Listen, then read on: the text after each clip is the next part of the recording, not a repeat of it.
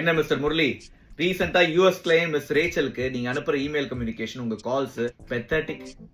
இமெயில்ஸ்ல she டசன்ட்க்கு டோன்ட்னு சொல்றது, I will revert அகைனா, ரிவர்ட்னாலே திரும்பி வருது, ரிவர்ட் அகைன்னா மீண்டும் மீண்டும் வருவீங்களா?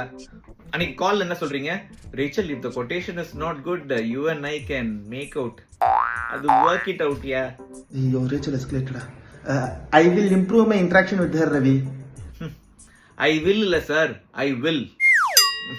When you pronounce any word that starts with the letter W, you need to kiss both the lips. I will.